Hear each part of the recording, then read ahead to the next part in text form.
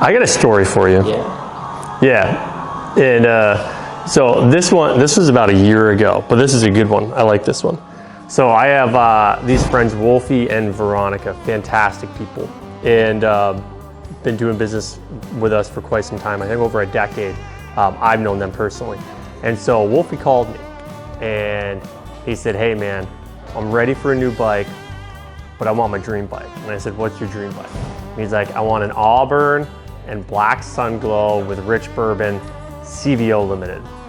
I'm like, that's a beautiful choice, but that's not a new bike they make anymore. He's like, I know, but it's the color I've always wanted. And so he sent me some links of these pre-owned ones. It's a CVO, so they're not a heavily produced color, but there wasn't a ton of them. And so he sent me these links to a few and he's like, can you get your hands on one of these? It was a 2019 color and we're talking in 2020. I was like, I will look at them, Wolfie, but you ride a lot, so you don't want to start with something with a lot of miles. And he's like, I know, but that's the bike and the color. I'm like, okay, can you give me like 48 hours? He said, you can take as much time as you need. I'm like, all right, just give me 48 hours.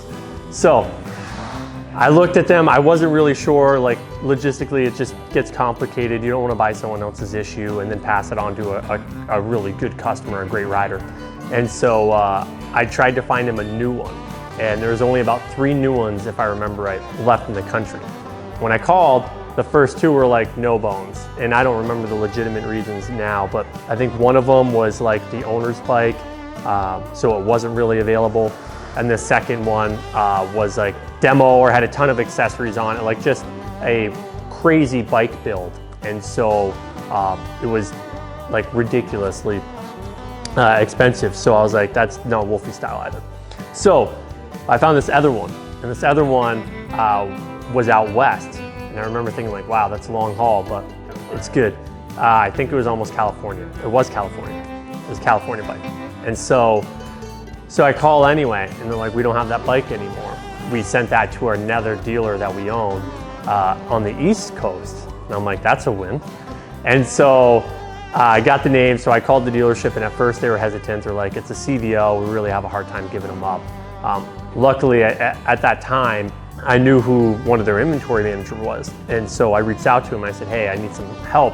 You have this bike, I really need it. Like, what can we work out? So long story short on that, called in a favor, was able to get my hands on the bike on the East Coast, which is far better. And so I locked everything down, and I remember texting Wolfie, and I was like, hey man, are you at work? And he's like, yeah, you can't call me yet. And I'm like, that's fine, call me tonight.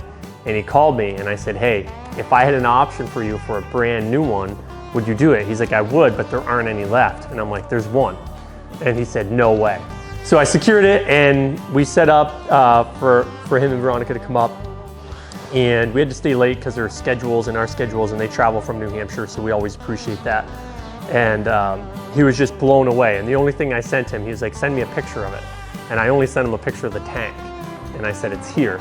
And so they came up, they bought the bike, and I remember when they were driving up, I was like, hey man, I just want to make sure like we're still on for tonight. And he texted me back, he literally said, try and stop me, like bold letters. And I was like, I love this guy. They came up, were like blown away. They had a fantastic experience. It's always good to see them. But then after hours, I went over the bike with them because it's a lot to go over. They never had a CVO. And for most riders, getting a CVO, especially your first one, that's like a milestone moment. Like for many of us, it's like we dream of the CVO, so when it actually happens, it's like mind blowing. So we went through it. Nobody's left in the dealership. It's just us and them.